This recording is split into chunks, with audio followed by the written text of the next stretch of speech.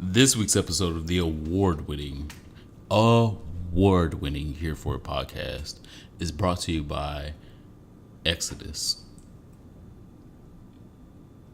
The DC black gays have created their own Exodus from Nelly's, the sports bar on Sundays. And their new Exodus is Brixton's, the straight black club / bar right across the street. I heard it was gay. It's not gay. It's not. It's not really supposed to be. Oh my god, I thought it was gay. No. Oh my god. But it's real fucking gay now. Oh, so they have a gay day. It's gay day now. How does this work? Sunday after 3 p.m. you can find all of the black kings in the world that you are looking for because... Don't say this out loud yet. You sure? I was there. There'll be gay people over there. It was a lot of them. Oh, okay. I was present. Oh. So the Exodus was real. The black gay people in DC decided to pack their shit up. They were moving out of the land of bondage and into the land of freedom. And the land of freedom happened to be Brixton's. I don't watch sports no way, okay? Nelly's is a sports bar. I'm like, why are y'all playing soccer? We don't watch that. That's the European football. No, can you at least put on the American football where they got on the straps under their clothes and the tights and stuff? They watch rugby. You mean rugby. Whatever that is they be playing on TV. This past Sunday. Turn it to the Beyonce concert, Nelly's. This past, they don't want to play hip hop. Oh yeah, that's right. Because sometimes if they stop playing the urban music, that'll deter one, black people, and two, the fights. Oh, okay. This past Sunday, I went on down to the Nelly's and I was there by myself, and I was like, "Well, self, you can go back home. Oh no. Or you can go Come over too where far to turn back now. where other girls are saying that they're going." And everyone literally left Nelly's to go over to Brixton's. And when I say it was a vibe, it was a fucking vibe. It was so cute. Like, I didn't even see no straight people. It was like the straight people was like, I'm scared. Okay. I am not going. Oh. And so this is the vibe that I really think that we should have been on this whole summer, and I'm so sorry to see that we weren't on it all summer because we wasted so much time placating to audiences that were not going to be here for us in the beginning. And even though Brixton's is a straightish, blackish, the bartenders are of color and things? Yeah. Okay. Yeah. I'm just checking. We still had a great time. Like, we felt no microaggressions. It was really cute. Like, I saw so many fine ass niggas. It was so many fine ass niggas. So this is my unofficial but official shout out to that. Don't say that out loud yet. On Sunday, because they ain't gave us no money yet. But when they give us money, there's gonna be a real shout out. All right. And so this episode is brought to you by that. My name is Ronald Matters. Follow me on the internet at Ronald Matters. This week I talked about PrEP use in the military. Even like military healthcare providers are saying that they're inadequately educated about Inadequately. PrEP, its purpose, and does it really work? And I was just like, wow, this is trash. And even in the military, you have all the benefits. Everything can be free when you go to the doctor. If I'm a queen for a day. That was the Beyonce Michelle Farrell reference when Michelle told Farrell she was going to get fired. Come back. So even people with all the free insurance in the world, black men continue to be the most affected by HIV. New diagnosis continue to be us. You guys, see about yourself. I'm saying that out loud and putting in a note for myself. But yes, absolutely. See about yourself. Even in the military, for 12 years, I had to educate every physician that I worked with about why I was on PrEP or what I was doing on PrEP. And so the military is a microcosm of what is going on in the real world. And so if it's going on in the military, it's definitely going on throughout the country. And until more of us are on it and until more of us are smart about it and doing it, it will continue to be something we have to teach our physicians about, unfortunately. Anyway, go to ronaldmatters.com and get into all those things. And I talked about other things this week. I'm getting back into the blog. Thank you guys for your support. I am the Superman, TheeSupaman, aka the gynecologist to the gays, BKA your nerdy top. And this week is your episode of Here For It Podcast. Your colorful commentary on LGBT health and wellness. Shout out to Prep Squad DC. I'm wearing my Prep Squad DC shirt right now with the glitter on it. I love Prep Squad DC. What's our icebreaker this week? Our icebreaker this week comes to us by something that is extremely known amongst most of us. But I decided we should highlight it because the VMAs didn't do Child, close. what are you about to talk about? Got to be real. Taylor Swift. Oh. Nobody's talking about Taylor Swift. They were talking about Taylor Swift. Did the MTV VMAs ban her or something? Because the only nomination she got was for best editing for Look What You Made Me Do. Sis, it needed a lot of editing. And it didn't win. Look What You Made Me Do by Taylor Swift. And it didn't win. So, unfortunately, that's not our icebreaker this week. Got to be real is a culture. Got to be real is a vibe. Got to be real is a wave. If you have never seen these Got to be real videos, they pay homage to all of our black singing, acting legends. Reality TV stars. Nene Leakes was on Team Sass. I mean, sure, for a stint. Yeah. And so this week in our icebreaker, I would like us to break down your favorite Got to be real moments, lines, sayings, etc. Well, I say all the time, even in my real life, when Fantasia tells Beyonce, don't get it misconcepted. I was like, and anytime Fantasia's on the screen, she's going to say something grammatically incorrect. And it's going to be wretched. So it's like my South Memphis comes out. I went to school and I studied writing. So I'm just like, ooh, Fantasia, you just said that wrong. And then just like, but it's funny because, it's got to be real. And so just anytime Fantasia is just like the epitome of me. It's just, that's Monica the Makers of Me. But shout out to Monica. Oh, Monica wasn't on Got to Be Real. Wow, that's the Monica shade. Get the strap. No, that's not shade. That's actually like, I'm not giving y'all nothing to put me on Got to Be Real. But I also enjoyed when Christina Aguilera was like on the docket to be on Team Class or Team Sass. But, okay, we just going to keep you as not even a friend to the show. No, she never came back. You can come film a scene. She never came back. My favorite sayings were turning New Balances into old unstables. Amen. And that was about Aretha Franklin, but that's okay. We're doing this in honor of Aretha Franklin. We love you. Unbreak my heart.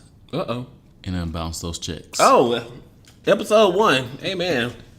Say I'm not in debt. It was in the key of Unbreak My Heart, and it's still so fucking funny to me today. Please don't make me read you like a Scantron. I say that because put that on the shirt and sell it. Here For It Pod merchandise coming soon. Very, very soon. I have to tell you something when we're done recording so we can finalize. Very, very soon. But please don't make me finalizing stages, y'all. Please don't make me read you like a Scantron. Put that on the t-shirt and sell it. It's a ministry. It's a mood. Like a lot of people, a lot of niggas will try you, and you have the receipts, and you have the vocabulary, have the ability to get their ass the fuck together. And please don't make me read you like a Scantron is like the answer to that. Please don't make me read you like a Scantron. Question: what if I tweet that now, and then like when someone is trying me, I send them the link to the tweet, and then they open the link and it says, "Please don't make me read you like a Scantron." That would be the gag. Valid. It's a valid. Bam! I need to tweet it. Come on. It's valid. I'm about to tweet it right now. My absolute favorite again from Got to Be Real's Whitney Houston when she said, "I'm Team Jesus. Amen. I'm Team Soldiers for Christ. Amen." Because the girls be trying to like figure out what you're doing, figure out what you're on, where you're at, and it's not your business. I'm on Team Jesus. I'm on Team Soldiers for Christ. You're not, if you're not on my team, they'll be trying to figure out what my calendar is. My iPad is saying Scantron is not a word. Bitch, ain't this like a trademarked word? Scantron is a word. Get on it. Scantron is a word. Speaking of words, the word... No, I wasn't done. My favorite Whitney Houston moment, because last night we were hanging out and I sat here and I played the whole Whitney Houston playlist. When Whitney passed, this is why I wish Got to Be Real was still going on. I wish it was another episode. I wish she would just surprise us on the day of Aretha's funeral. When Whitney passed, at the end, it was a girl, I never showed up anyway. Whitney was that one friend who always did I am not a hologram. Chat. She tuned in from across the way. She's like, girl, you got a Skype? You got a FaceTime? What kind of phone you got? But Whitney was never there. And then they showed Whitney in the Run To You video, and then it ended. I want to say it was an original song. Yeah. No, it was an original Whitney song. It was an original Whitney song, and they showed her in the video looking ethereal like she did in the video on the way to heaven, basically. So, but that's another one of my favorite Got to Be Real moments. Let us know your favorite Got to Be Real moment down in the comments wherever you are listening on SoundCloud. If you see us on Instagram, say, hey, girl, I forgot to comment, but here's my comment about the episode. Let us know your favorite Got to Be Real moments. Absolutely. And my word of the day this week is two-spirit. Two-spirit is a noun. It's an umbrella term traditionally used by Native American people to recognize individuals who possess qualities or fulfill roles of both genders. Mm-hmm. So I think that this is an important word, an important term for us to look up and be aware of, because we, as a society, not just American society, but like a world society, have been criminalizing transgender people for a long time. But we also don't remember that transgender people have existed for centuries. Amen. They have been around. Even in the hieroglyphics. For a long time. Even in Roman society. People have known that men and women were more than one sexed for a long time. And so just recently has the renaissance of transsexuals actually become more pop culture and more recognizable. Mm-hmm. But it has been around. It is nothing new. Like, a lot of old people are like, oh, this is new. Like, why y'all get these boys that grew up boys and they were born boys and now they're all of a sudden women? No, that's not new. Ma'am. It ain't never been new. It's not new. Ma'am. And it's not going to be new. It's just, get out that Bible. It's just the visibility of it. And so the Book of Fables. The term two-spirited came from Native American culture, where they revered, respected, and even worshipped people that were two-spirited, meaning people that were born something and became something else. Because Native Americans appreciated the fact that they were something else when they were born and ascended into something else. Amen. Look at you. Lifetimes. Come on. And so that ascension, word of the day. That ascension made them popular. That made them revered. That made them worshipable. And I think we need that same energy today in talking about trans people and trans issues, because they still are something to be revered. There still are Amen. Something to be worshipped. There still are something to be liked and to be loved. Like, they are people that were born something, figured out that I am not my sex gender identity. Amen. I am this. Amen. And they were able to go past whatever society told them and be the person that they actually are. And that should be awarded. That should be lauded. That should be worshipped. That should be appreciated. And so two-spirited is the word of the day. W-E-R-D. The first thing in Hot Topics is it's my birthday. Hot Topic, Ronald Matter's birthday is Luke Moore.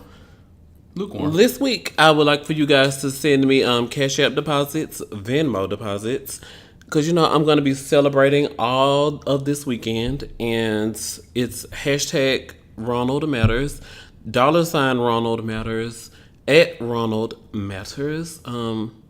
Yeah, so I'm sure me and the Superman will be hanging out. So if you love your girl, your sis, send me like $20, $10. Shit, around the shots. We love tequila. Here for a podcast. Like, send me enough for an appetizer. I do love a good old party wing or chicken tender. So you guys, show me some love. I've been in DC for 2 years. I called you 2 years ago and I said, girl, it's my birthday again and I'm still sitting here in Memphis, girl.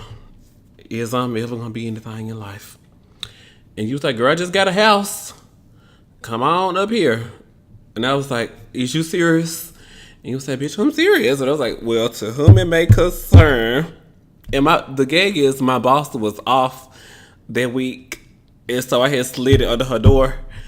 And then, so I was like, yep, my 2 weeks is still effective. The day that I slid the note on the door. When she got back, it was like 5 or 6 days later. But peekaboo, it's me. Welcome back to work. I quit. Imagine being that boss. But, moving to DC has had so many positives for my life. And I'm just excited to be celebrating my birthday and 2 years of moving to DC. So thank you guys so much for supporting Here For a Podcast, the blog, my Instagram, because everybody want to be Instagram famous. But definitely show some love at Ronald Matters, $ Ronald Matters. Send us some love. Well, me, love. What else is going on? What Cynthia say? She's like, and so what else is going on? Basically, I'm the first hot topic. I mean, the biggest is still trending on Twitter. It's still trending on YouTube. Taylor Swift, look what you made me do. Never. Oh. That's never been. Look what you made me do. Not getting no nominations. The VMAs have decided that they wanted to part-time celebrate the Queen of Soul. I'm absolutely not here for it. I think that is the biggest story because everyone's talking about all the other shit that happened at the VMAs last night, and I think the biggest thing was the atrocity. There you go. Okay. The atrocity that the Queen of Soul, literally 50 years of music history. I'm like 58, so that's basically 6 decades. 50 years of music history. The MTV VMAs decided that they were going to celebrate or remember or whatever the fuck that was by sending the wrong action verbs. Madonna mayonnaise ass out to say something in regards to the Queen of Soul. And so there are a lot of things that happened at the VMAs last night. That was just the most egregious. I went to bed. It was the most egregious. She wore everything that she had in her closet, and she said nothing about Aretha Franklin. Nothing of And substance. I don't give no fucks about that bitch. She talked about being from Detroit. She's really not actually from Detroit. Who from Detroit? She played that. She played that part. Oh, I was just a demure girl, and I didn't know where my next meal was gonna come from, and I was going to auditions. It says hometown Rochester Hills. Not Detroit. Oh. I was like, where's Rochester? This is like a suburb of something. Not Detroit. Keep it moving. Rochester Hills. She might as well. Okay, let's do it then. She might as well been from Cordova. I was and say it said says she was the from first Memphis. European settler was somebody who arrived in 1817. Okay, The answer is no, ma'am. Detroit. The answer is no, ma'am. You first can't say you from European Silver Spring. settler. You can't say you from Silver Spring and say you from DC at the same time, girl. Which one? Okay. Rochester is not Detroit. First of all, it's called Rochester Hills. You can't be from Irving, Texas, and then say you from Dallas. No. It's not the same thing. No. You can't be from WeHo and say you from Los Angeles or from Oakland. Because you ain't from the trap. These are not the same things. These are not the same things. And so she got on stage. It started wrong. So basically, it started wrong. She got on stage and say that she was from Rochester, New York. No, she was pretending to be from Harlem and said she was from Rochester, New York. That's what it really was. And so I found problems with that. I found problems with all of the things that she was wearing because she was wearing everything she had. Let me Google. And then I found problems with her doing a tribute to someone and doing no tribute to them at all. What you call? You said something with critiquing with no credentials. That's what you. What questionable queens critiquing with no credentials and with no crowns. Because I don't. When I search queen, only Nicki Minaj comes up. I don't know if this is just because of recent. Oh, we're gonna get to that point. We're so gonna get to that. Okay, but I searched queen and Madonna didn't come up. But Madonna was giving me very wow, she's got on a lot of things. 17. Let me count. I don't even know how to count. About 17. About 17. She got a ring on every finger. 4 bracelets on each arm. Ma'am, Patty when we're out, edit, take something off. She has no gays in her life that are helping her with this because nobody was like, you know what? Matte ass foundation on TV. Wow, Madonna, you look bad. She looked bad. She sounded bad. It was just all bad. I don't know who. Oh, this is a cute picture of Aretha. Okay. I don't know who at the VMAs was like, you know what? This is going to be great. This is going to be a great tribute. What did she say? Okay, let's get to the meat. What did she say, Madonna? Nothing about Aretha. She said, Aretha inspired me, and I went to my first audition, and I struggled, and I failed because she went to her first what? Singing audition. Oh, okay. And she failed because she can't really sing. Okay. Like really well. Like she can put a tune to a track, but you're not like a vocalist. And she talked about her poverty in Detroit, and she wasn't in Detroit. Rochester Hills, Michigan. She talked about her struggle in the music industry and not being accepted. And I had no more time. I had no more time. I had no more patience. Get the fuck out of here. You're representing yourself wrong. You represent Detroit wrong, and I'm not here for it. Next. More VMAs? Since the VMAs fucked that up completely, I would like for us to give the best Aretha Franklin moments that we know of, not musically. Because Aretha Franklin gave a lot of things musically, and that can't be... Amen. That can't be discussed. It's like just put the whole panel together, and it's a panel, girl. And everybody's on the panel is worthy. Everyone has a PhD in what they're doing. It's like Michael Jackson. We talked about that last week. Prince, Whitney, Aretha. Somebody was like the king, the queen. Somebody said the princess, but I was like, no. I don't think they were referencing, and what I was saying, I don't think they were referencing Aretha as the princess. No, Aretha's queen. Solidly like, the queen. Whoa, but they were referencing Whitney as the princess, and I'm like, that's not her title. Her title is The Voice. Okay. But anyway, since they did not celebrate the queen the right way, I feel like we should hear the right way. She has plenty of achievements musically. She has plenty of achievements politically, but I would like to highlight things that she has done that are not. One of my favorites is when Oprah turned 40. It was Patty and Aretha, Oprah, and it was somebody else that was there. Was it Gladys? And they were giving Oprah advice about turning 40. Oh, yeah. Because, like, you know, like... Well, everybody surprised me here in Gladys Knight. I'm playing the clip. But Gladys Knight, Patti LaBelle, and Aretha were sitting there saying, like, give her advice about turning 40. And then somebody said Aretha was really... Somebody said Patty was like 52. But then she was like, girl, you know, I tell the industry I'm 49. And it was like a really cute Oprah interview moment. It was like outside of the music. It was good to see 3 legends, because Gladys is a legend in her own lane. God protects her the same way you watch another Betty White. Oh shit, Betty White is still here. That's yeah. Right. Betty White is still here and Aretha is gone. What world is this? Healthcare. So, and there's also like Aretha demanded to be paid in cash. Yes. Because she took her money. My Detroit sister said, I don't trust y'all checks. Not because it might be post dating when I get through. Woo! It might be some shenanigans down to the bank. Any type of shenanigan, I don't have the time, and I'm not here for it. So first of all, Aretha always demanded her checks in cash. Well, a check in cash. Okay, that sounds like a. But she took her money and in her earlier years took that money and gave it to the civil rights movement. So multiple times. The same way that we applaud Beyonce and Jay-Z and Kendrick Lamar and J. Cole for secretly giving donations to the Black Lives Matter movement and to the mothers of the movement, all of the mothers of the movement, amen.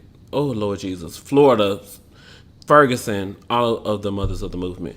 Back then you had to do this stuff in cash because the FBI would be tracking where black people were spending their money.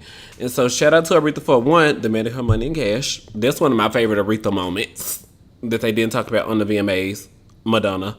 And another one was giving advice to Oprah. Imagine me, hashtag Kirk Franklin, imagine me being able to give advice to Oprah. That became gospel really quickly. Imagine me being able to give advice to Oprah. My non-musical favorite moments of Requiring her money in career cash is faxing her reads, because Aretha Franklin was absolutely famous for having thoughts, and she would fax them niggas, fax the thoughts and the reads to the girls that she had the reads about. Hashtag. And I was like, how old school can you fucking be? I'm not emailing you. I'm not texting you. I'm not calling you. I don't do those I'm things. not getting on Twitter. I don't. I'm going to write it on fax and send it to your office. Write it in and that cursive. shit is dead. Nobody's going to do that anymore. But I live for it because that is a certain type of classy that you have to fucking be to be reading a bitch by fax. And I want to let every hater of this goddamn podcast to know. Yeah. If you fucking type a hate message below, type your fax number next, because I am following my Detroit sisters, her pattern, and I'm going to fax you a goddamn hate tradition. message. I am faxing. It's a Detroit tradition. It's a fax. I'm faxing you hate messages back. How the fuck? I'll fax it to you. I'm not Twittering you. Are you gonna fax it from your job, or do you fax it from the post office? Aretha Franklin said, I am the queen of soul. I am going to fax you. Who did she send that? Was it? We're not gonna talk about that. I forget. A whole bunch of girls. Let's move on. My second, but most also favorite, is when she was being interviewed and asked about what she thought about different singers and people that were doing things in the industry, of course. And it still is something that burns at Taylor Swift's heart, and it should. Because she was asked about people that actually sing. Look people what you made me do. Music. Look what you made me do. And when asked about Taylor Swift, Aretha Franklin said gowns, beautiful gowns. The girl has some money apparently. She got a budget. She can just buy gowns. Her style is singing. borrowing things. I don't know about that. I don't know nothing about that. And my Detroit sister, mother, auntie, all of those things, she is still absolutely fucking correct about that assessment. Taylor Swift has nothing to give to music but beautiful gowns. That was Taylor Swift for real. Because I've been talking. Yeah, she was talking about Taylor Swift. The interviewer asked her, Taylor Swift, she said, gowns. Let me think about it. Oh, she tried to remake September by like the OJs or somebody. Who's this song by? This is why. The Gap Band, I think Earth, Wind, and Fire. There we go. But this is why the Queen of Soul said she has nothing to give to this industry but gowns and beautiful gowns. I mean, like, the girl is rich. Of course she can buy beautiful gowns. Singing, that's not one of them. Whew. Rest in peace, oh my God. auntie, it says mother. Lethargic as a drunk turtle, says the person who co-wrote September. Lethargic would be a race. Earth, Wind, and Fire. Yeah, it was by Earth, Wind, and Fire. Wow. Yeah.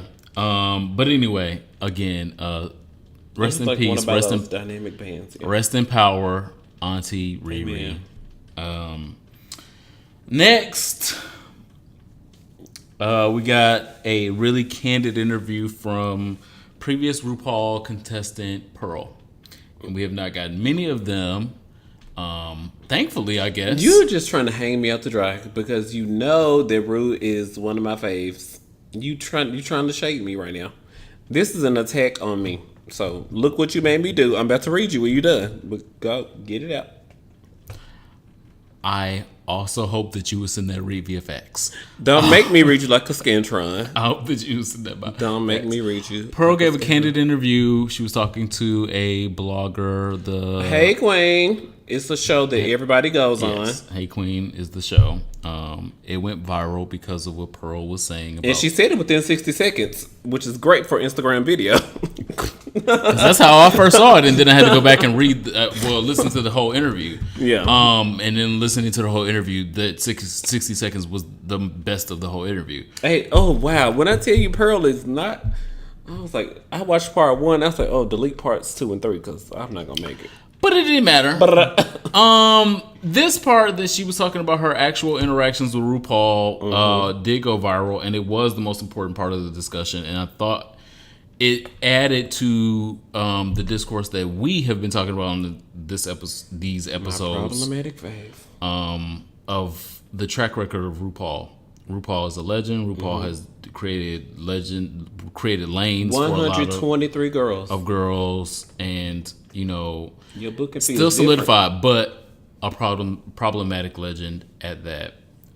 So if you have not seen the clip, like we were talking about before, check out Hey Queen, where you can see the full interview that Pearl gave, and talking about the infamous scene where RuPaul is asking Pearl about something on her face or giving her a look, and then Pearl says, "Do I have something on my face?" And we are all thinking like Pearl is like being this villain. Bitchy, I can't believe you would say that to she's entitled, the Beyonce of what you're doing. Right, you're on RuPaul's Drag Race. She's an entitled drag queen that just doesn't know her place. And then she went on in the interview to say that RuPaul was really only there to have a connection with the drag queens on camera, and then when they weren't on camera, that she didn't want to have a connection with them. She didn't want to talk to them. She didn't want to be personable with them.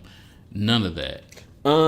They were having a segment where they were in the workroom, WERQ, and about the ongoing challenge, and the camera had to change the tape, or I was like, girl, it's a digital world. That's what I was thinking, but the camera had to go down because something was going on, and then Pearl says in the interview, she was like, well, while the camera was down, I just took that as a moment to say, like, RuPaul, I adore you. Like, oh my gosh, I'm a drag queen. You are the queen of drag. Blah, blah. Something like, girl, if I met Beyonce, what would the things I would say? Don't say nothing. So, if I met Beyonce, I wouldn't say nothing. I would just hope for a kiss on the cheek. I have the words? But she was saying, like, while the camera was refreshing, she was just giving Ru admiration. And RuPaul said to her, nothing you say matters if that camera is on. Imagine me, #Kirk Franklin. Imagine me telling Kirk Franklin, not Kirk Franklin, Beyonce. Beyonce, you are the reason why. I do imagine you talking to Kirk You Franklin, are, okay, first, he married, that's my type. Start there. But DL, Christian. That's my type. Made for you. Woo! It's my birthday.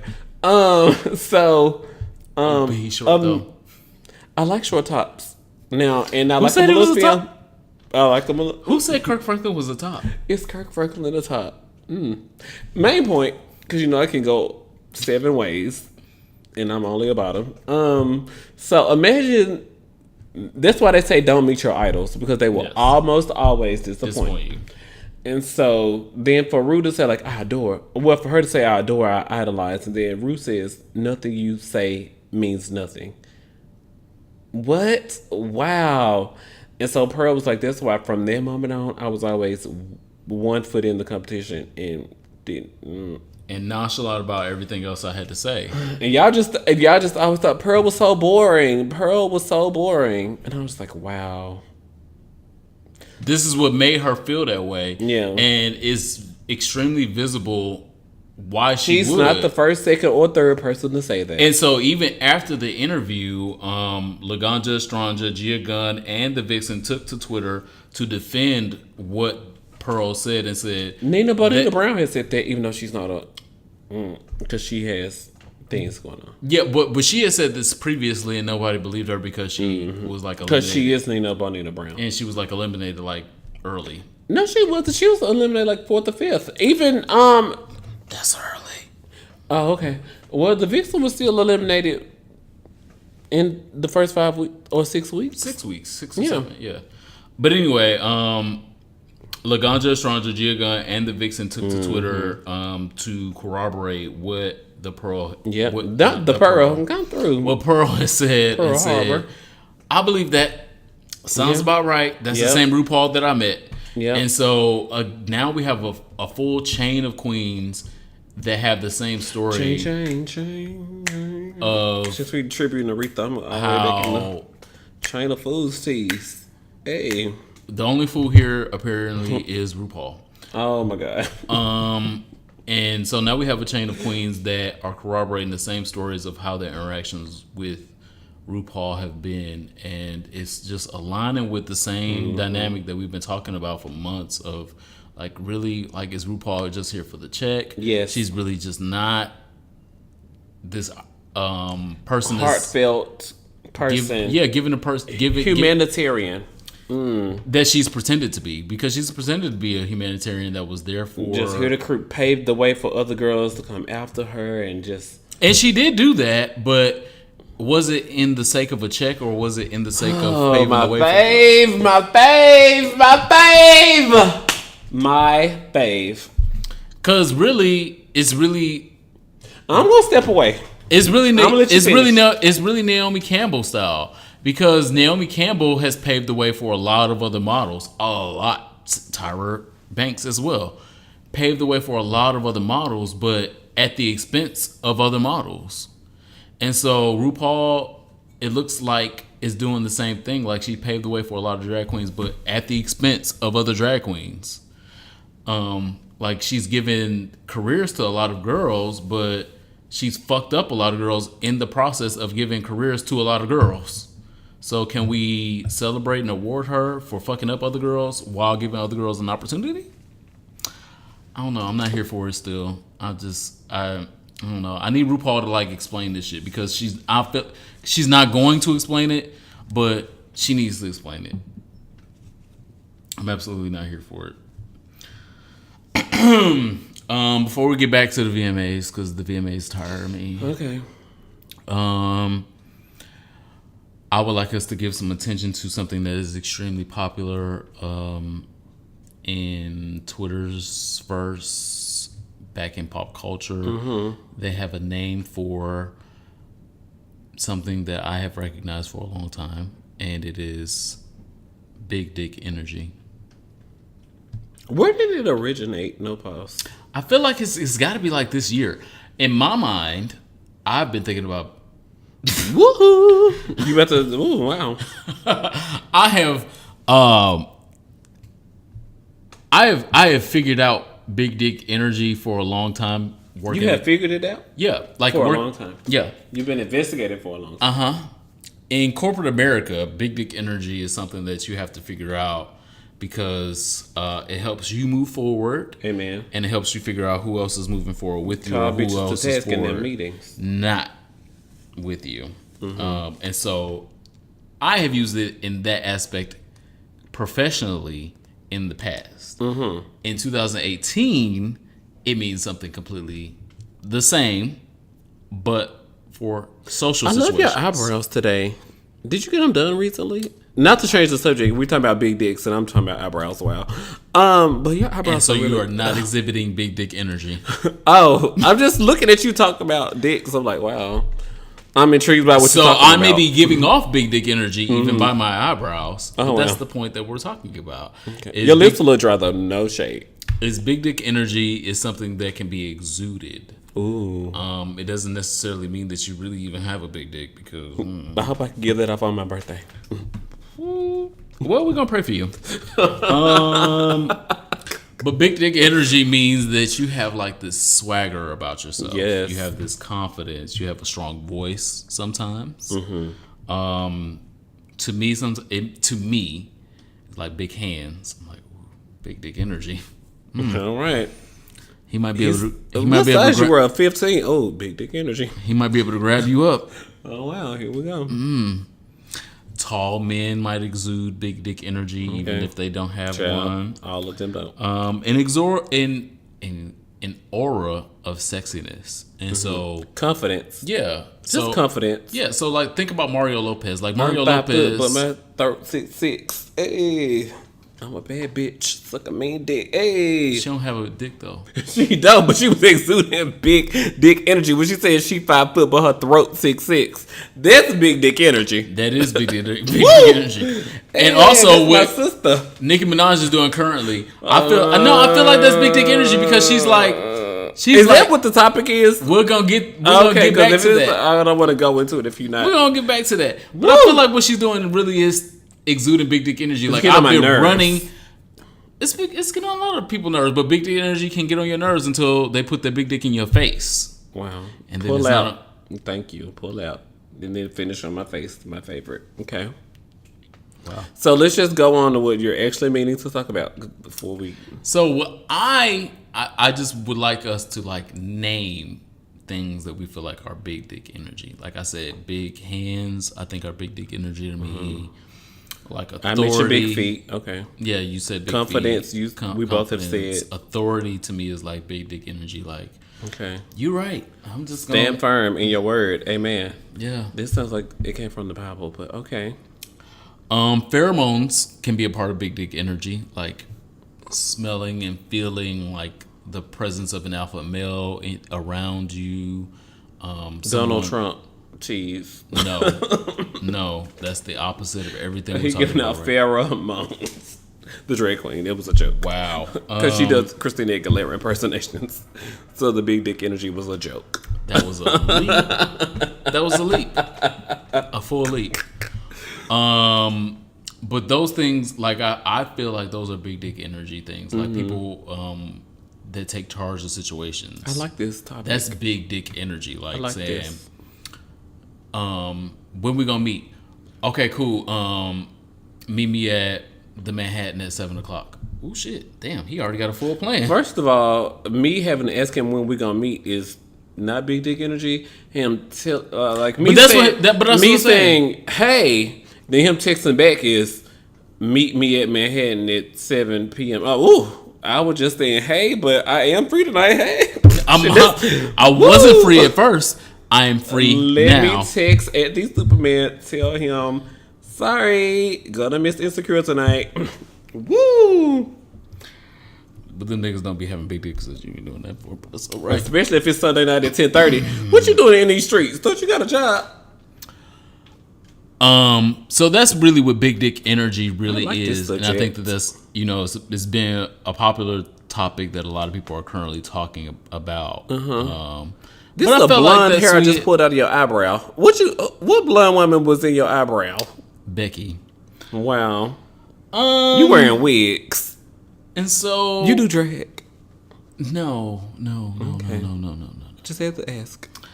Next, I mean, it's just too big of a thing. We've already teased it a little bit. The VMAs have happened. No, not many people have watched. The viewership declined as it should. Usual. On trend for VMAs. And so I'm only going to do like a quick recap. We opened with Cardi B. Don't y'all care? No. And Offset also didn't care because he really thought his real baby was on stage. Why the fuck did you think that girl was going to take your real baby on stage? And not discuss this with you. What in the fuck kind of relationship is this? Marriage. They married. Marriage. That's not a relationship. This is marriage. Excuse me. Marriage. Yeah. What kind of marriage is... Woo! So the best thing, Lenny Kravitz came. Literally. And when we talk about big dick energy, Lenny Kravitz is big dick energy. Woo! That nigga has been giving me big dick energy for like 15 years. Decades. Baby, that is big dick energy personified. That's but 2 decades right there. He came, he dressed as an evangelista. and I was here for it.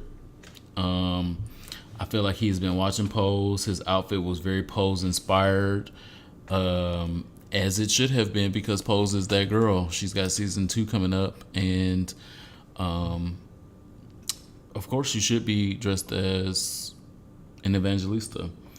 Madonna got one more chance to fail at a tribute. I don't know how the fuck we had forgot that she failed at Prince's tribute, and then we gave her another. Oh, that Grammys tribute. Oh my god. Yes. So Prince, also another black. Forget about that. You just put that in the back of your mind, because just like, No, don't forget about that, because no one should ever call her to do any. One, they shouldn't call her to do anything ever again anyway, let alone a fucking tribute, and let alone a black person's tribute. She fucked up Prince's. She fucked up Aretha Franklin's.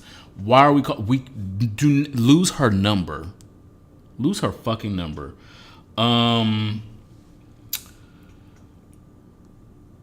Nicki Minaj and Cardi B appeared to be headed toward an actual beef.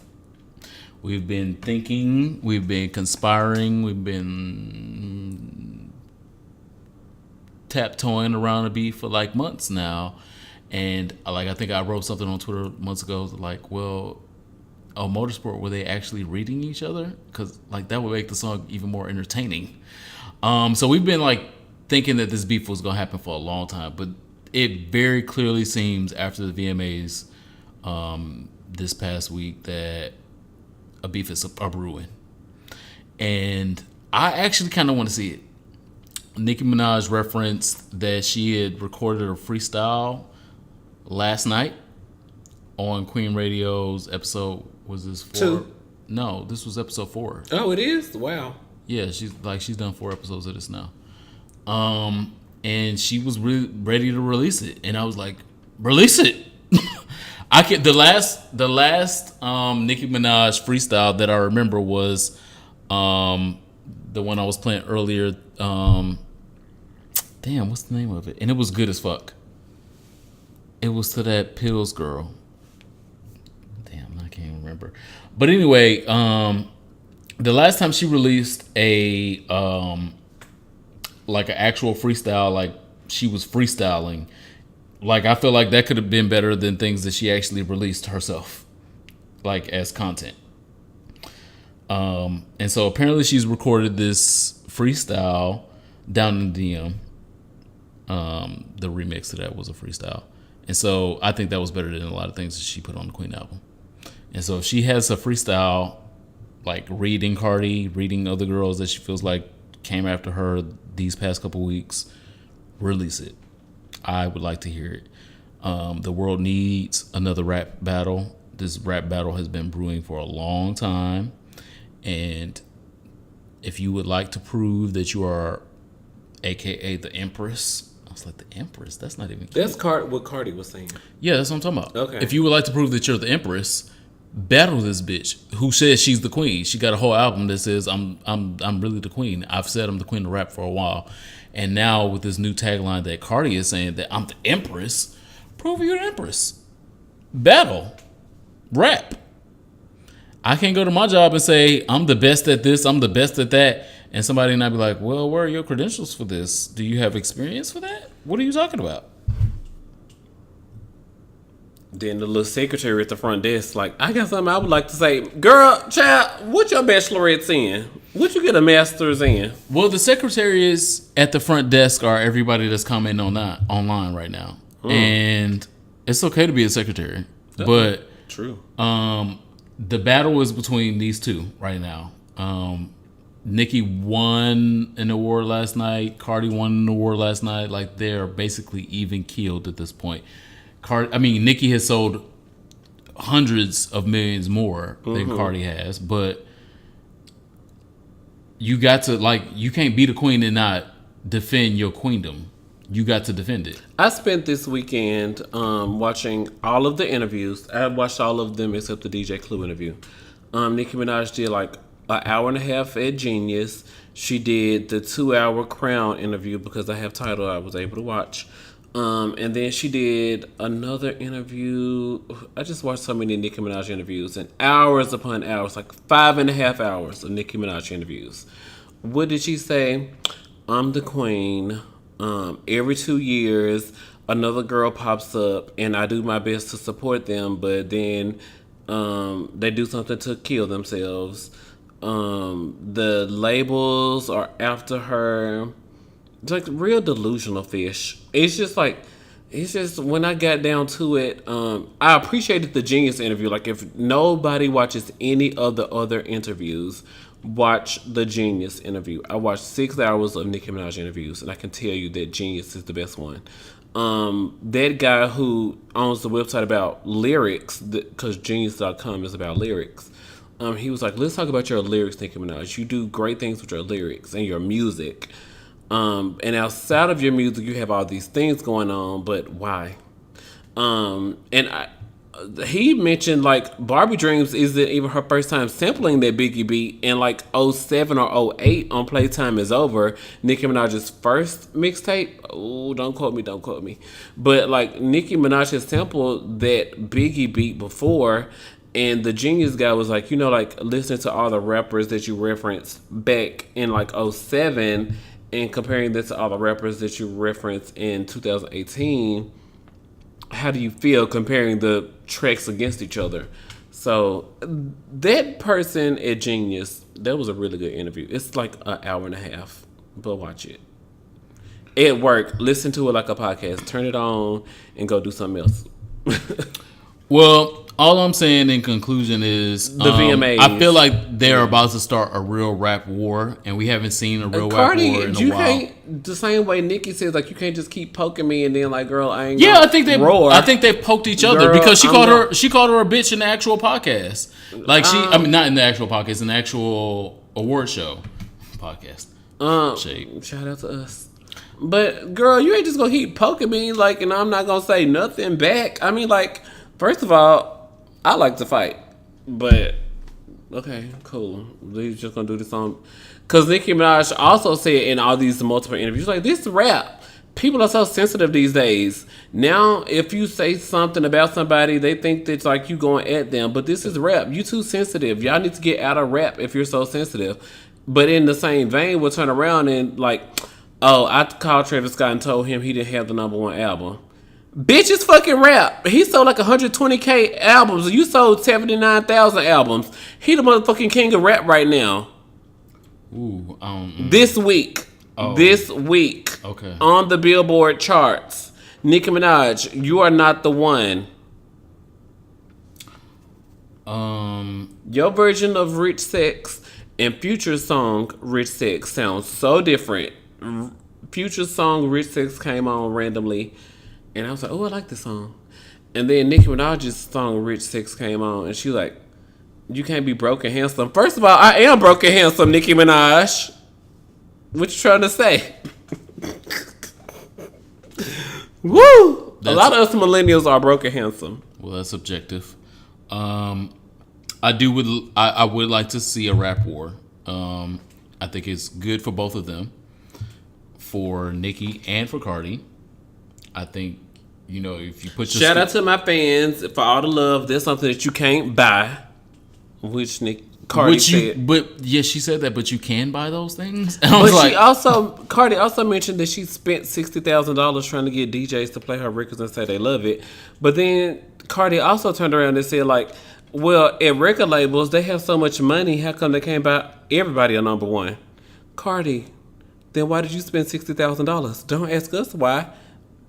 Tell us why you spent $60,000. Go to A&R and figure out where this money went. You spent $60,000 of your own money, Cardi. And it's not to say that Nicki has never done the same thing, because I think that Nicki has definitely put a lot of money into what she's done to make it popular. Like, Anaconda was amazing, but it wouldn't have been as amazing if we didn't have an amazing visual that she spent a lot of fucking money on. She spent a lot of money sending Uncle Luke. Wow.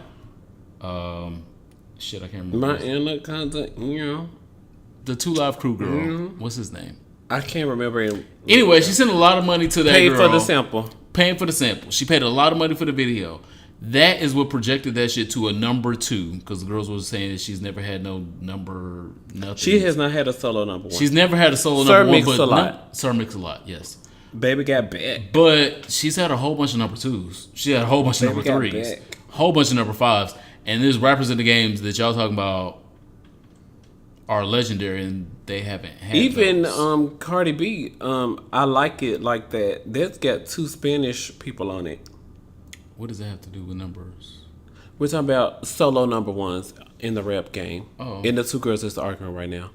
Neither one of them have a solo number 1. No. Oh, Cardi Bodak Yellow is Cardi has. Yep, true. Wow. Cardi has. I'm trying and that's where she was coming from. I'm trying to remember all my stats. Throw shade and be. No, but that's what she was talking about was, the fans didn't buy me Bodak Yellow. I was like, well, you also did buy some. No, I think she's saying like the record label didn't buy Bodak Yellow. Fan Love made Bodak Yellow number 1. She's trying to be DJ Khaled. I mean, I guess. Put your money where your pen is in both situations. I'm not picking no side. I want them both to come out. I want them both to rap. I want them both Nicki Minaj is going to slay her lyrically. And if that's the case, then let it be. And then let Cardi just be the pop. Slay her lyrically. Let Cardi B just be the pop rapper. Cool. We spent enough time on this. What else is going on? Because Nicki Minaj is going to win. I think so, but I don't know. Because her and Remy, I thought was a decent battle, but Ram. No, I didn't think that was a battle at all. Ram didn't do it right. I didn't think that was going to be a battle. Anyway. We need to wrap up our topics. What else is going on? Insecure happened. I don't have many words to say, but Issa is basically a fuckboy in women's clothing. The quicker that y'all realize that, the quicker y'all will be able to see the real narrative of this show. This is not a dig at Issa Rae. Speak with your strong voice, because you're speaking with your soft voice right now. This is not a dig at Issa Rae. I think Issa Rae is amazing. She's a great creative. The character, Issa, is a fuckboy, though. That's the point of a character. She's definitely a fuck. No. So if it was written by Shonda Rhimes, starring Kerry Washington, would that make it different? Because Kerry Washington was very involved and had a lot going on. Yeah, no. Again, like I said, it has nothing to do with Issa Rae, the personality, the creative, the director, the visionary. I love all of that. Okay. Issa, the character, is a fuckboy. And I am realizing it even more as we go along. People have been looking at everyone else as a fuckboy and saying, oh, well, Daniel's a fuckboy. Look at Daniel. Daniel's a fuckboy. Lawrence was the fuckboy. Captain of the fuckboy team. Are we looking at Issa's actions? Give an example of Issa's actions. Issa's actions are I'm cheating. Including? I'm cheating on my boyfriend. This season 1. We're on season 3, so give an example. We're starting. Oh. I'm cheating on my boyfriend and using other things to validate it. I am asking my boyfriend what his problems are, even though he's told me my problems. Even though he's told me his problems. Season 2. Current. I am currently in love / trying to court someone that has outwardly told me that they are not looking at me in the same way, but treating them as if they should be in love with me, in a relationship with me. We should be at the same standards and the same rubrics. Like, who's that? Daniel. She's asking the same things that she's asked of Lawrence, of someone that is not her boyfriend. Daniel has continued to come on to her. In last week's episode, he came on to her and she's like, oh, I don't think we should do that. And he was like, well, why are you here? Great, exactly. She was exuding things like, oh my gosh, I'm so into your music. I'm so like, oh my gosh, I'm gonna fix me a drink and come chill and like be in your space. And she did that this week when they got back home from the club. She complained about wishing that she had better sleeping arrangements, and he was like, well, go get in the bed, bye. And she's like, oh, but I'm not sleepy. I'm gonna come sit with you and listen to your music. Fuck boy. So this is not her man. This is someone that has completely told her on multiple occasions You are Vanessa? not the What was her girl. name? You are not the girl I'm interested in right Hillary? now. She work at the news. Don't matter. It don't matter. What he's told Issa is the point. And the things that he's told Issa is, I'm not trying to be in a relationship with you right now. Yep. If your pussy is available, sure. I am dating other girls. My I am main fucking thing. other girls. And Issa's treating him like she's the party that was. She's the egregious party. Like, I don't understand how this nigga just don't love me and how he don't respect me. He told you on multiple occasions, you have put your pussy in the position to be damaged. Come on. But now it's this nigga's fault? And just like it was the last nigga's fault that you was giving your pussy out to other niggas? Okay. This is why Issa's a fuckboy, and I'm just not here for it. This week's episode definitely focused on Daniel. You said last week was all about the straight woman. So this week they focused on Daniel and his hypermasculinity with refusing to acknowledge that he was better by using his high school resource to help him. I've been watching reviews and a lot of people were saying that Daniel was jealous of person A, who he also worked with back in high school. But that person surpassed him in their producing thing. And so when Issa arrived to the club with him and offered to help him get in the club, then when they were actually in VIP and it was Daniel's opportunity to shine with speaking to the rapper that he wanted to connect with. Do you share those same views with the making Daniel the popular character in this week's episode? I think Daniel definitely should be highlighted because he's fine. But I think his story is important because they were talking about professionalism and growth in your brand. Mm-hmm. And so even if I'm on a journey to get to where I am in my brand, it doesn't mean that since the very first podcast I ever heard to, I should bow down to. Like, my podcast is my podcast, and it does something completely different. The very first podcast I've ever heard don't sound like anything that I'm producing. Okay. So, no, I don't need to pay homage to any of that. And I saw exactly where Issa or Daniel? Daniel's character. I was gonna say Darren. Darren's character was with that.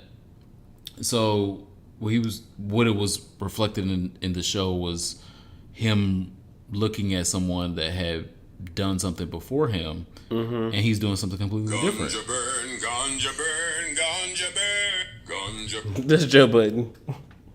I love Joe Budden. You know he's problematic. He was sampling Nicki Minaj. We could talk about that later. Joe Budden did a 34-minute review that I haven't watched. I'm tired of Nicki Minaj content this week. I watched like 6 hours of Nicki Minaj. But she got the number 2 rap album in the country. Again, Insecure. Wow. I don't know where you went with that, but all right. I know I was opening my Twitter. Let me close Twitter. Okay. This week also, Pennsylvania governor candidate Scott Wagner decided he wanted to make some comments again ahead of his hopefully not election. Democrat, Republican, Independent. Republican. Okay. Republican. He's running in a state that Trump apparently won by a couple thousand votes, so he has a real chance apparently in Pennsylvania For the Republican Party. But the Democratic candidate, separate. Yes, that's how elections happen. There are 2 separate candidates. I'm not a lesbian. This Pennsylvania governor nominee, Scott Wagner, made the comments about transsexual people being allowed spaces to go to the restrooms as if you are born with male plumbing, use the men's bathroom. To that I'm saying, OEO. Goodbye. Like, that shit is so fucking old. It's so old in the North. It's so old in the Midwest. It's not going to resonate with no one. You're going to lose. Let it go. You old white man. Let the shit go. Nobody believes that kind of shit anymore. It is the fringe.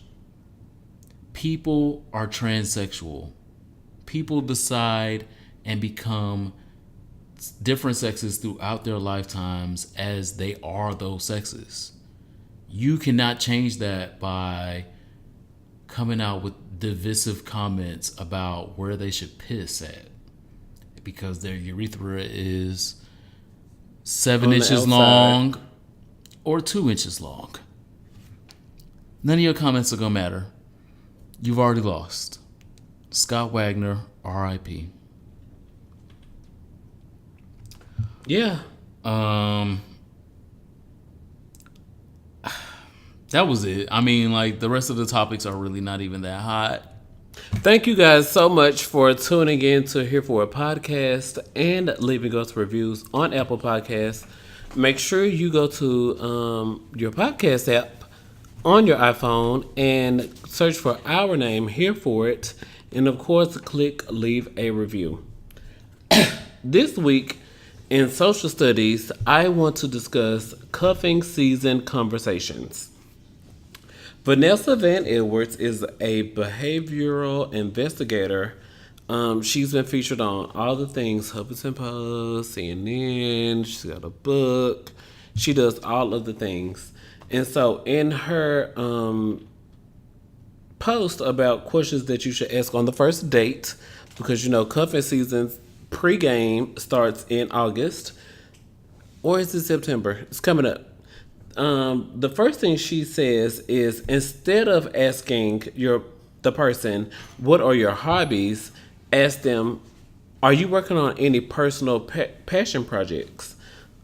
This can take the conversation from just asking them about their hobbies, like, oh, I garden and I go blah and I do things. When you ask your potential cuffing season mate what are their hobbies, they will be more inclined to tell you things that they're not. Child. What are your personal passion projects? Getting fucked tonight? Hello. The second That thing might be is one. that was just a personal recollection. Don't use that one. That was a bad example. Instead of asking what do you do, according to Vanessa Van Edwards, the behavioral investigator, you should ask, what does a typical day look like for you? This allows your date to tell you what they do in their free time, and it's a more casual way of asking them what do they do for a living.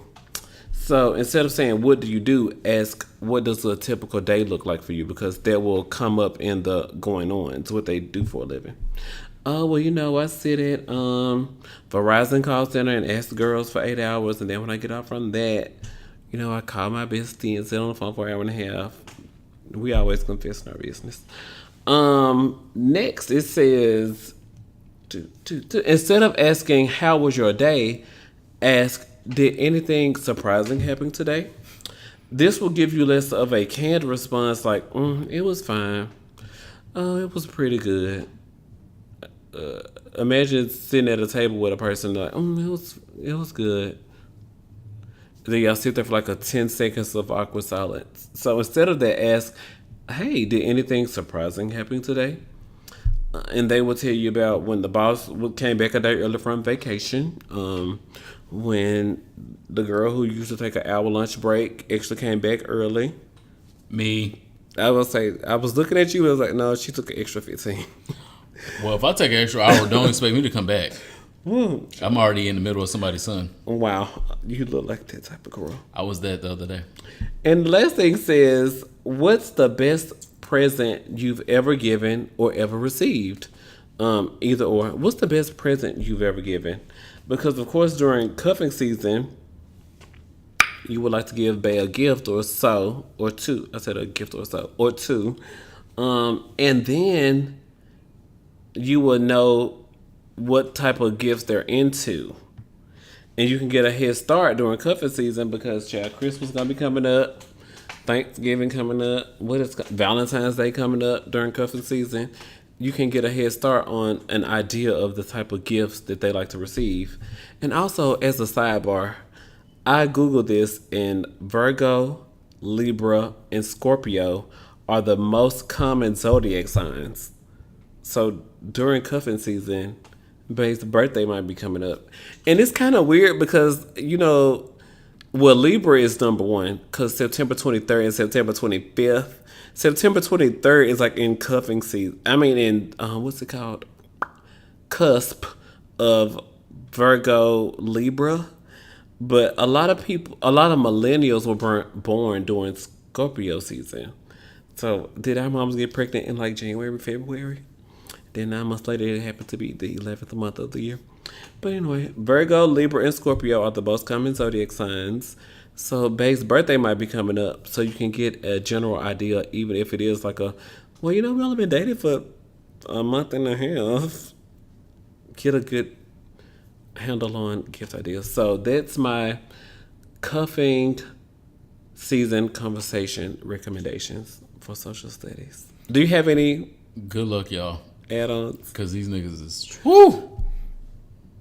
These men. All ages. These men. They're men. No, all of them not. That's the point.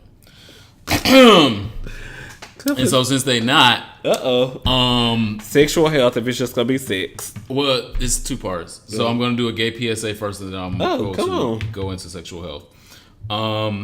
My gay PSA, because I know that one of the biggest prides in the country is coming up, Atlanta Pride. Amen. And Labor Day weekend. with that pride, especially GAYPSA comes a lot of opportunity to have group sex. Whoa, it does? I was going to the club. You're a liar.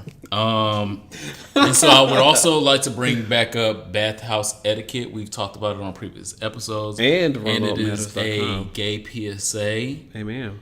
that we should highlight again because niggas is still fucking up out here. They are? Unfortunately. We talked about this before. But we need to talk They about didn't it again. listen? No. Thorough showers is really important for tops and bottoms. And versatiles. And versatiles. Woo. And fully versatiles. And power versatiles.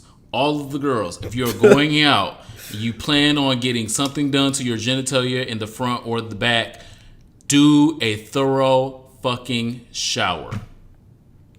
And then you included multiple partners, so you should definitely have it all the way. It should be all the way together. You should not have had Chipotle 3 hours prior to this. What are you doing in these streets? Mm-hmm. Appropriate supplies. I've talked about this a number of times on YouTube and probably on here as well. If you like certain things make I your like things. a certain lube. Some people like Swiss Navy, but Swiss Navy is not my brand. That's okay. Bring your things. What kind of lube do you like? I like the ones that pay me to talk about Here their we lube go. on Oh my here God. for a podcast. And so We the talked about ones- lubes before. This is not your first time. So the you have a ones- whole lube video. This ain't your second time talking about lube. So quit So the- pretending. So the ones that pay me, I like them the most. Bring your appropriate supplies. And so the supplies that make you feel the best, that are going to make you feel the best in these intimate situations, bring those because they're not going to have them at the things. Keep the chats to the minimum. The who? Chats. Oh, chat. Yes. No talking. No chat. No little chat. No big chat. No chats. Shout out to Memphis Rap. The queen. Well, Gangsta Boo is the queen. Sorry, Lil Chat. Love you, but... ooh, you was reaching. Where the dollars at, nigga? Where the dollars at? Chatting at sexual events is not cute. Nobody wants to hear your conversation, your colorful commentary. You're not doing a podcast. Stop it, girl. Please. You know, I studied communications, so how That's does cute. this work? Communicate outside of this function with that I shit. studied communications. Collect your numbers at the clothing point. The clothing point, again, if you've ever been, ever heard about it. Where the lockers is. It's like the They may, wood not grain even lockers. they may not even have lockers. They may have garbage bags. Depends Oh. on where you go. And so if the clothing point is lockers or if the clothing point is garbage bags, that's the point where you collect your numbers. Find your bae there, get his number, move the fuck on, get out and out. Do not. What if you go to the chat area and you be like, Terrell, this was so good. I would really like to chat with you. Do I have like a cuffing season conversation with him at the? No, just get his number and have the cuffing season conversation after that. If he give you Hey, his number, so I should say like, because he might not. Hey, He might got a Terrell, what's wife your and 3 number? kids, and that's so my he not. type. Terrell, what's your? And he just coming to the fuck the event. DMV. He coming to the fuck event to get a nut because his wife don't suck dick at home. He got a federal government job, and he sending money back to Tennessee. Terrell, what's your number? He's not giving you his number. I'm just. Terrell, what's your Google Voice number? Don't give me your Verizon. He's not giving you his second line, his Google Voice, his kick, his nut. No. Terrell, Just cherish the memory that you had from this event. Terrell. So I say this to you guys ahead of Pride. That is my gay PSA. And sexual health is really not going to be as much sexual health. It's going to be about pic sharing behavior on apps. So on apps meaning not only Jacked, Grindr, Tinder, blah blah blah, Facebook, Instagram, all of the Badu, things. OK Cupid. People intentionally set out to just trade photos and collect photos with you on these apps. They have no intention of meeting you. Nope. They have no intention on fucking you. They have no intention on seeing you at the club. They just would like to Brixton's. see next Sunday. I'm probably gonna see y'all there. So if y'all want to see me in person and want to exchange news, I'm probably gonna be at Brixton's next Sunday. But outside of these apps, people will be trying to just collect photos. Collecting photos is like a new thing. The girls be journalists. They really Woo. they have all of the dick pictures. They have the dick pictures that you sent 3 years ago, the dick pictures that you sent this year, the last ass pictures that you sent if you said you was versatile, all of the pictures. And the culture needs to stop. Oh. It's Now, not what cute. you say it's called, you say? Pic sharing on app. What do you call it? Pic sharing on apps, pic collecting. Some people call it collecting. It's not cute. It's not cute. You can have a whole session on My Vista, Tumblr, and or Twitter and see all of the dick and all of the ass that you want. Why are you getting on these other apps asking for real people's pictures that you know you're not gonna fuck? That you know you're not gonna people meet. like amateur porn. A lot of people like amateur porn. It's one of the most popular categories. But Amateur. But getting a stranger's picture is amateur porn? No shame. When I'm watching amateur porn, I'm usually in the heterosexual category, but I don't know these folks. But Mr. Marcus is not sending you nudes. Oh, I'm growing to love the amateur porn video. Like when it's like, not a whole rock and shake, because they rock and shake they're not amateurs. Are they still doing porn? Sign up for they Connect Pal. But I mean, like a lot of people that you don't know, and it's just like an everyday, like Tasha and Dedrick in South Carolina. I'm like, oh, Tasha and Dedrick out here turning it out. Shout out to them. And they have like 2 videos on their Pornhub. I like Tasha and Dedrick. Where's their OnlyFans? How often do you run into Tasha and Dedrick on I apps? don't run into them. That's why the collecting of their videos is so. Oh my gosh, I sound so guilty right now. Quite. So you're the person. You're the person that needs to be listening to this message. Oh, so okay. Collecting these things is not a thing. Stop It that. is the thing. I collect them on my Visitor. I don't connect them to my like iPhone. Like you use them my free data space. I don't want to. No. So there's a difference between someone putting things out for the public to consume, okay, the and to Pornhubs watch, and the X or to buy, and sometimes it gets just for fans, and more than often it gets pirated. That's different than regular Joe Schmo down the street because you like half a block away from me. I need to see your ass. I need to see your dick. I need to see your chest. I need to see the crack. I need to see your neck. I need to see shoulder your stomach. blades. I need to see your traps. I like my shoulder blades, my traps. Why? No. I don't even. This is what we're talking about. We're not talking about amateur porn. Oh, okay. We're talking about people that are looking for every angle of you in picture, knowing they're not about to meet you. They can't host. They can't drive. They only have sex on Saturdays, and Saturday's a good day to have sex. No shade. I don't know if that's what you was doing Saturday or not, but those people, like, Sunday, that behavior is a fucking no. Let the shit go. Stop it. It's trash. Jack off. Get off these apps. Stop wasting people's times. You're not gonna fuck them. You're not gonna meet them. Leave them alone. You do not need 17 pictures to verify something that you're not gonna fuck. First of all, I got an Instagram. So I have a checking and a savings. That's first of all. Shout out to And Aretha. if you're not adding to that checking or savings, get the fuck out of my face with all these picture requests. Okay, so can I do a confession right now here for a podcast? Totally intoxicated. I have, in the last 30 days, shared nudes on Venmo. Somebody has sent me money on Venmo, and I sent them a video back. But to validate myself, he sent me 3 videos. He sent me 3 videos back, so I feel complete. So I'm working with a sex worker. My co-host is a sex worker. I would like y'all to not demonize. No, it's my birthday. To not demonize this podcast because I work with a sex worker. It's my birthday. It's absolutely. I sent him 1 video. He sent me 3. Because you did 1 hour don't mean you didn't do no hours. I will Nigga, send him the link to this, and we gonna laugh. Oh my god. I work with a sex worker. Hey, that Venmo deposit helped. Do you have a song for your soul this week, sex worker? Call me by my name. Sex worker is your name, nigga. Call me by my name. The song for my soul this week from Sweetener, as I told you guys. Woo!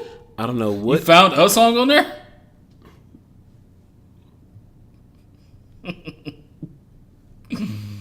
Who you texting? You a sex worker as well. Anyway, the song for my soul this week is Breathing by Ariana Grande. It's a flowy, summertime, mid-tempo song about your anxiety getting in the way and you having to remind yourself to take a moment and breathe. Jesus Christ. So, shout out to Ariana Grande. Now, which album is worse, Queen or Sweetener? May the odds ever be in both of their favors, because I can select 3 tracks. God is a Woman, the first single, and I couldn't even tell you from listening to the album what the next single would be. But if I had to go for right now, I would hope Breathing is the next single, because she can't promote this album next summer. So, no shade. No shade, Ariana. Love you. And that's why they both sat next to each other at the VMAs. We need support. Because I really had hopes. I'm just going to listen to Dangerous Woman. Well, shout out to Breathing by Ariana Grande, because if she's going to do a next single, I want Breathing to be it. And that's the song for my soul. The album is on a ventilator. Just like your big toe. My big toe is done. She's all right. She breathes fine. The song for my soul this week.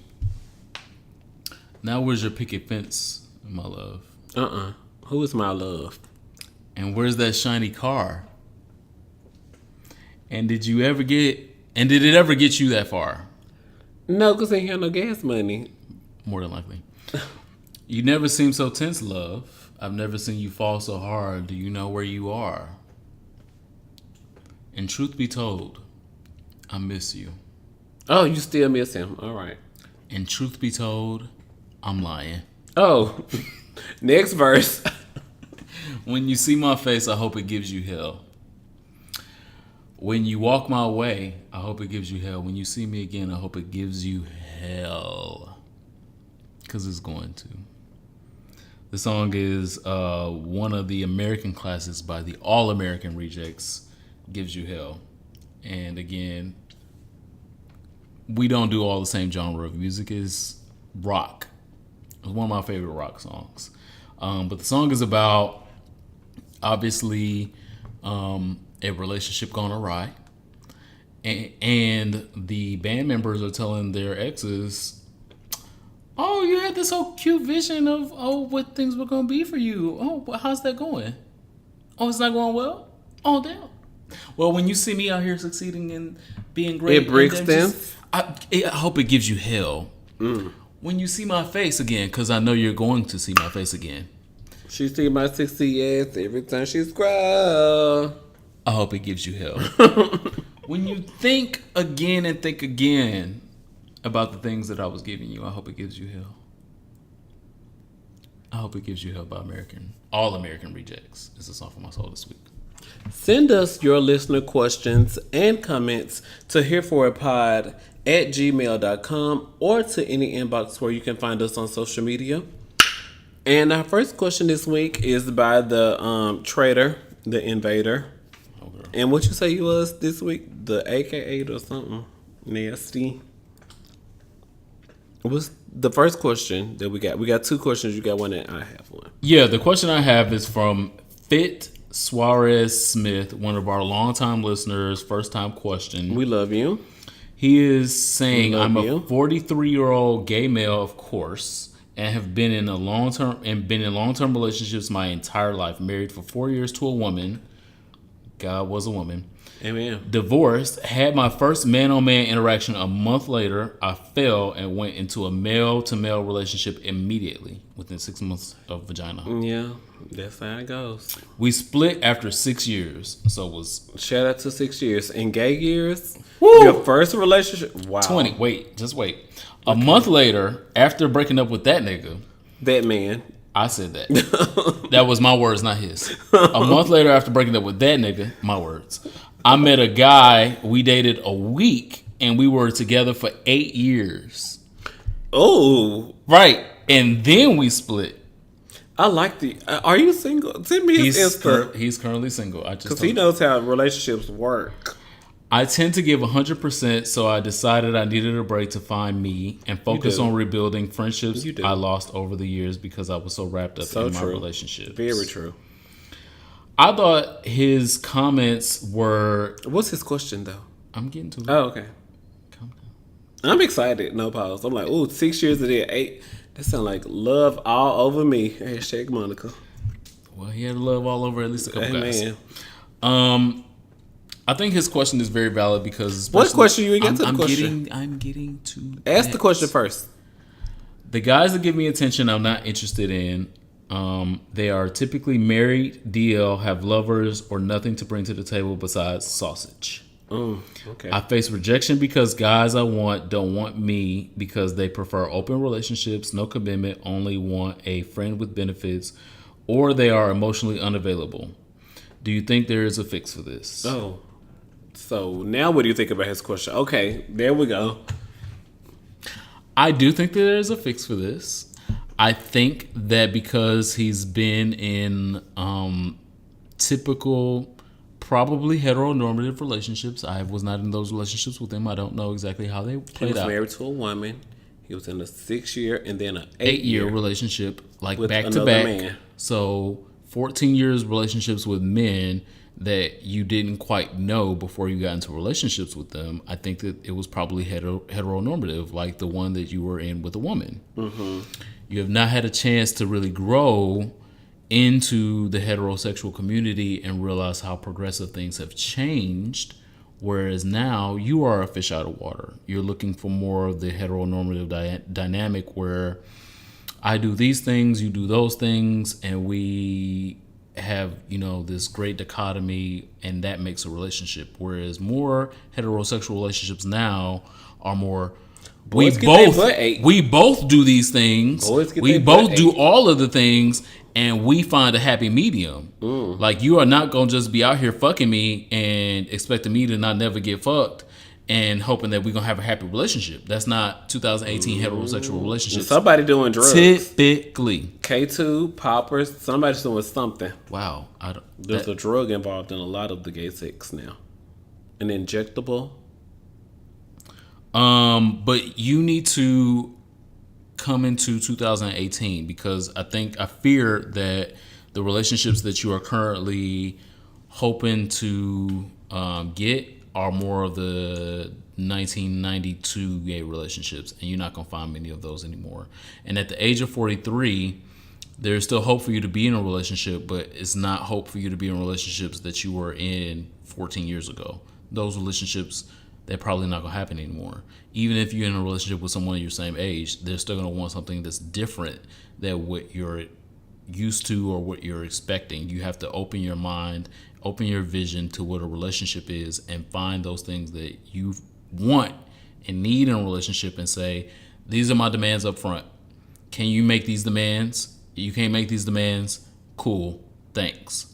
We can fuck, but I'm not being in a relationship with you. I'm looking for these demands, and that's it. And so that's the only advice that I really can give, because I'm still a single bitch as well. I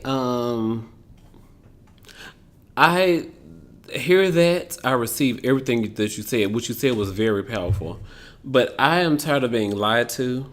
What did the vagina power say? She's like, I don't have a degree in being something. She's like, I have a degree in being used by men, played by men, and just whatever she said. I love the vagina power lady. It was her very first video.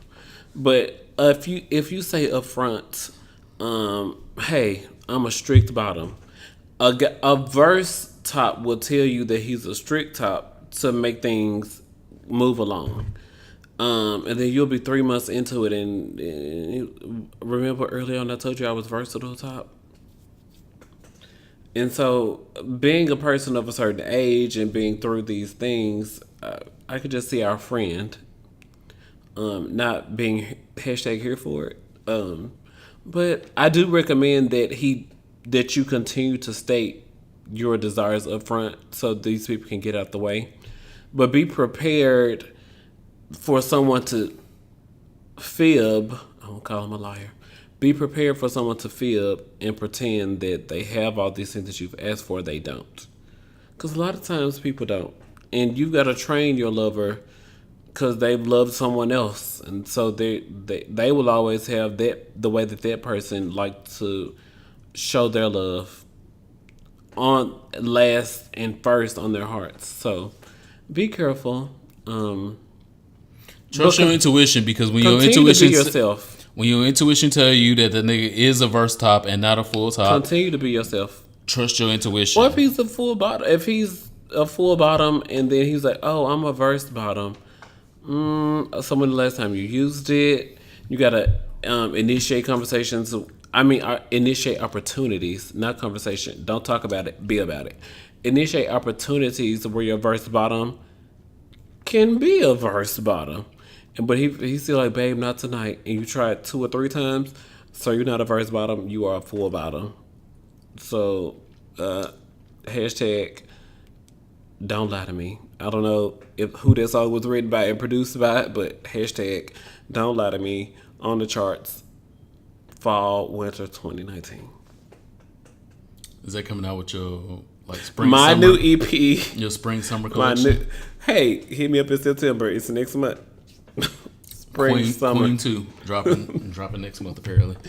But that was a great question though, because if you've been in like a 6-year relationship and an 8-year relationship, hey, sweetheart, you can't just play me like this. I'm not the type of girl, literally. Yeah, and I admire that, because I have a lot to give. Even in being in two relationships, he was in long-term relationships both times. So he committed to the shit.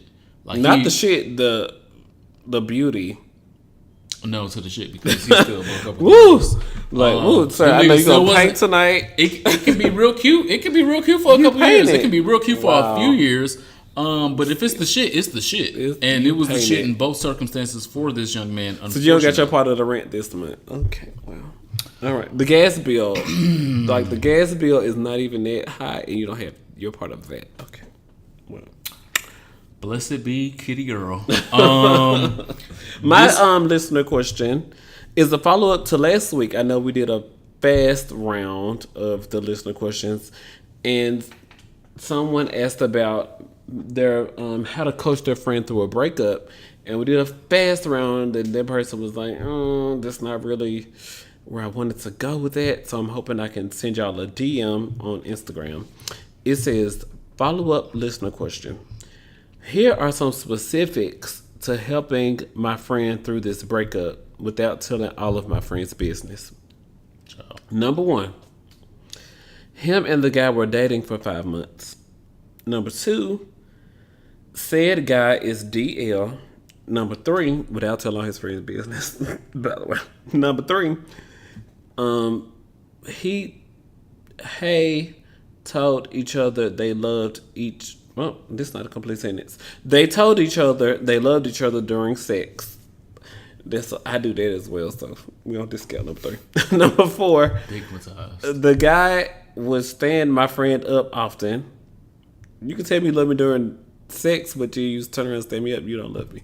Number 5, my friend has become a bit depressed, suicidal, playing with weapons, not eating, and drinking excessively. This is a wild bottom. Number 6, without telling all his friend business, said DL man gave him an STD. Of course.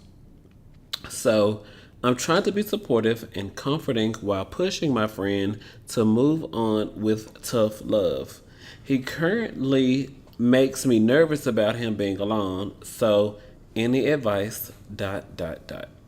Follow-up listener question. Here are some specifics about helping his friend get through a breakup. Gave him an STD.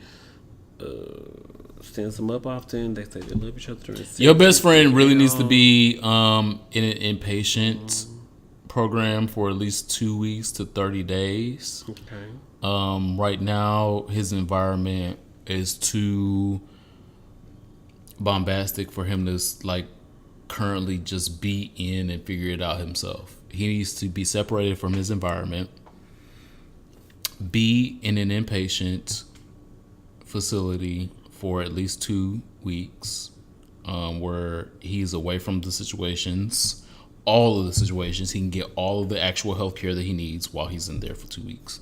And definitely the mental health care that he needs for those 2 weeks, because being like in the hood, back in his regular situation, there's nothing that he can do by himself, nothing that you can do as his friend that is going to pull him out of that. Like that's like a trifecta of things that typical people that actually commit suicide and go through with suicide go through. So the best thing that you can do as a friend is to figure out what the closest, the most affordable behavioral health facility is to him. Whatever will accept his insurance, whatever will accept him for free. What kind of insurance does he have? How do you work that into a conversation? But it's got to be worked in there, so you got to figure it out. Well, you don't even have to actually. That's great advice. You don't actually even have to reference the friend. You can know like his job, like is he a state employee? Is he a government employee? Call HR, hey man, and call the facilities and say, listen, my friend on the verge. She about to die tomorrow. Do y'all got Blue Cross or y'all got Cigna? And they will tell you up front, we will take your friend pro bono, we will take them and then we'll figure it out. Okay. Or we will not take them unless they have Blue Cross Blue Shield. But do something right now. That's like not doing something and letting them fester and go down this rabbit hole is only going to be the recipe of losing a friend. And I say that from personal experience. I agree. That is amazing advice. And if your friend cannot submit themselves to an inpatient facility, honestly speaking, this is the part where you shine as a friend, where you spend as much time as you can with them, not necessarily talking about the situation.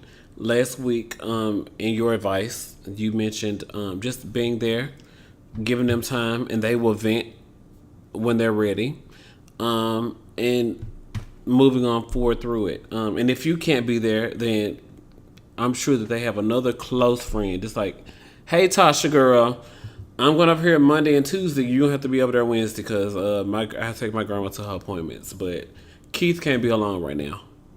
Keith need us, and we both have got to step it up. So let's talk to each other and devise a plan to help be there for our friend.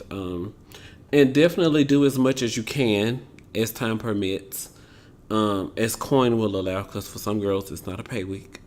And definitely, even if just being there is all you can do. I remember at a time I told the Superman and all my other friends, look, I don't want to hear no breakup songs. I don't care to hear them right now. 7 months. Woo. But like we had went into the new year and we were only listening to like Nicki Minaj rap songs and not Heather Headley. I couldn't do no Yeah, Heather in my Headley. mind, do not play Heather Headley in my mind. Do not play Tony Braxton, another sad love song. But I would like you to be present. And I need to hang out because I just had my heart broke. And friends help me pull through that.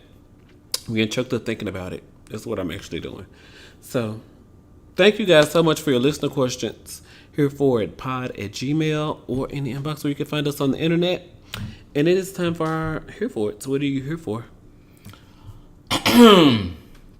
So, the government is crumbling before our faces today. If you have not watched any news, seen no newspaper, no tweets, no Omarosa nothing, is shopping a book deal. the government is collapsing. Oh, not Omarosa. Okay. The government is collapsing. And one of my heroes has chimed in over the past couple days and issued a battle cry that I co-sign. Come on, Battle Cry. Oh. Admiral McCraven. He was the Admiral Chief Officer over the Osama bin Laden raids in Pakistan that actually killed Osama bin Laden. He was chief of the Special Operation Forces Command for a number of years, 2011 to 2014, while I had some operations with the Special Operations Command, and has been one of my heroes for a long time. With the recent news of the president revoking people's security clearances, he spoke up and spoke out and said, while you're revoking actual American heroes' security clearances, revoke mine. Me next, girl. Since you playing games. And I echo his every statement. He is an American hero. If not, he is one of our best and biggest American heroes. His reputation is untarnished. He's neither a Republican nor Democrat. He speaks purely objectively. And when he stepped out of the shadows, we have not heard from him in years to say these things. I gasped. I couldn't believe that he actually would, because like people of that community, people of that high rank, of those types of positions, they don't enter the fray. And for him to be entering the fray and saying, okay, well, if your current president is going to be revoking security clearances, he can revoke mine too. Like, he's like one of the biggest American heroes that we have alive today. And if he is stepping up, we should all be stepping up. And my security clearance does not expire until December. And I stand with Admiral McCraven. If the current president is going to be taking people's security clearances away, take mine away as well. If you press an L2, R2, X, I would like to be in the chorus. I've been in the chorus against the United States a couple times. girl. And it won't be my first foray. But if you're going to be taking security clearances away, take mine away as well. You gotta press Take left mine 2 away. times, up 2 times, AB, L2, and then it'll take my security clearance away. But don't forget to mention escape. This week, we celebrated National Senior Citizens Day, August 21st, aka yesterday. So I want to take time to highlight Sage USA. LGBT seniors are 4 times less likely. Wow. LGBT seniors are 4 times less likely to have children, twice as likely to be single, and 2 times more likely to live alone. Since 1978, SAGE has been a national advocacy and service organization with 29 locations across America, providing meals, homes, and health services. You guys, go to Sage USA, SAGE, USA.org. Show some love to them, because just like we all be like, oh, what does GLAD have to say about this? What does the ACLU have to say about this? Sage USA helps protect LGBT seniors against discrimination, make sure that these nursing homes are treating them right, And we all gonna be old one day. Yeah. Yeah, I mean, that's a callback to our listener question that I had earlier. Girl. You're going to be old one day. You're gonna be old. You're The gonna be times through will it. have changed. You ain't gonna have time for these girls. I don't have time for them now, and I'm not even that old. So shout out to Sage, SAGE USA.org. Show them some love. And shout out to National Senior Citizens Day happening this week. Outstanding. It's time for our last call. We have been in here for like 17 hours. And you cute and I like your eyebrows, but I got a man at home. It's my birthday. Hey! Well, no, I don't have a man at home. Don't let me lead y'all on. Right. 'Cause I mean, I'm looking for a man for the night of my birthday. entitled to lie. I don't know.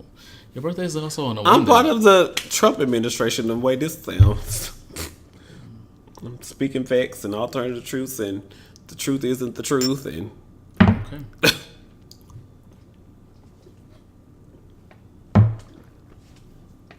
we are having tequila for my birthday. Thank you. So my news is Last call. Your nudes. no. Oh. Those are on Instagram already. You already found those. My last call is to King Esther. King Esther is a new show being developed to track a black trans girl that was escaping New Orleans during Hurricane Katrina. And so the onset of the series is going to detail I think it's like a week before Hurricane Katrina hit.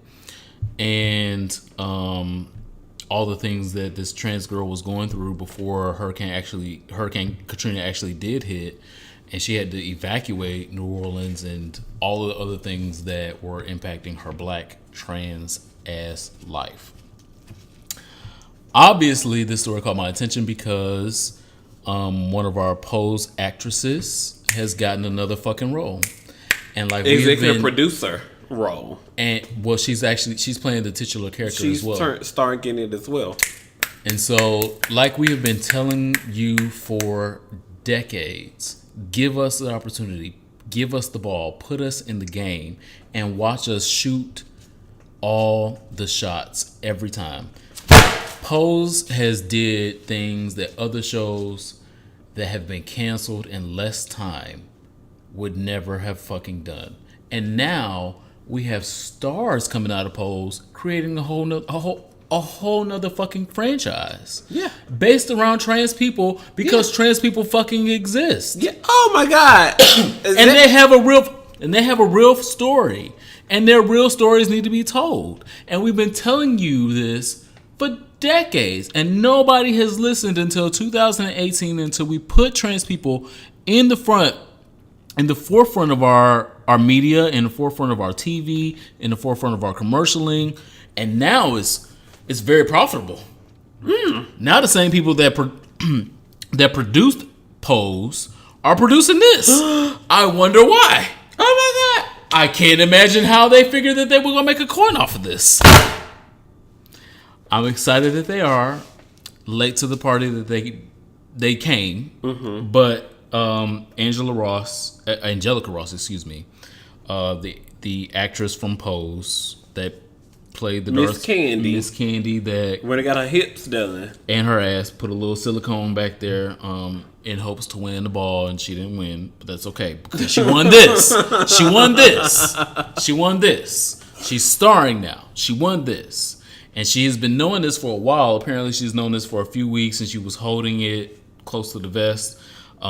She reports via Twitter some big news I've been holding on to for a while now. I'm executive producing an incredibly endearing and inspiring story of a black trans woman living in New Orleans 7 days before Hurricane Katrina. So 7 days. So that means the story is going to talk about the news that a hurricane was coming, the hurricane was diminished, the hurricane wasn't coming, and now the hurricane is here. Get the fuck out. That is a story we all we should have seen this for a long time, and we didn't see it, and we're now going to see it through a trans scope. That is fucking big news, and I can't wait to see it.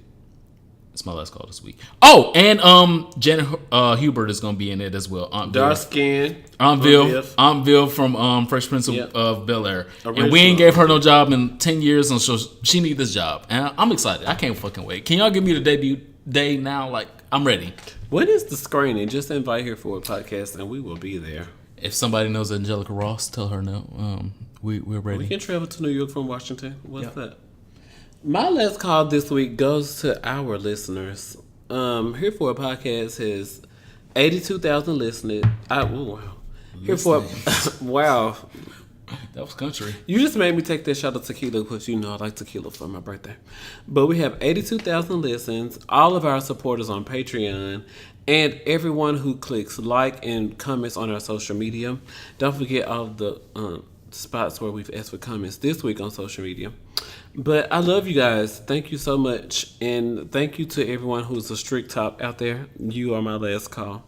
So it's a dual last call to all of our listeners and then strict tops. But it's my birthday. Send me nudes. I love nudes. Send me your nudes. The guy who like, bitch, ain't this fresh? Do we still say fresh? I think we say lit now. I'm getting old. We don't say fresh no more. We say lit. Ain't this lit? Ain't this lit? Southern dialect. So y'all know his true age now is 37. Oh, somebody said I was 42. Somebody approached me and said, aren't you like 40? Wow. You're so kind. But thank you guys so much for loving and listening to Here for a Podcast. And it's my birthday on Cash App. At Ronald Matters, PayPal at Ronald Matters. We're going to the bars this weekend and ordering chicken wings and ordering tequila shots. Show us some love. Yes, do not be sending no messages for nudes. Only be sending things on Cash App. Send the nudes. Send the nudes as well. No, requests for nudes. Oh, requests for nudes. Okay. Yes, as we talked about in I sexual don't know. health. So only be sending things on Cash App, PayPal, and on Patreon. Okay. Yeah. I'm gonna let you lead that because it's my ministry. I will it's say you're the host. It's my birthday. I'm supposed to be drunk and enjoying tequila shots and chicken tenders and chicken wings, party wings. It's my ministry. Thank you guys for listening to Here for a Podcast. Make sure you tune in to us next week where we will be doing more problematic things probably. LGBT health and wellness every Wednesday. Y'all know what it is. My name is Ronald Matters. Follow me on the internet at Ronald Matters.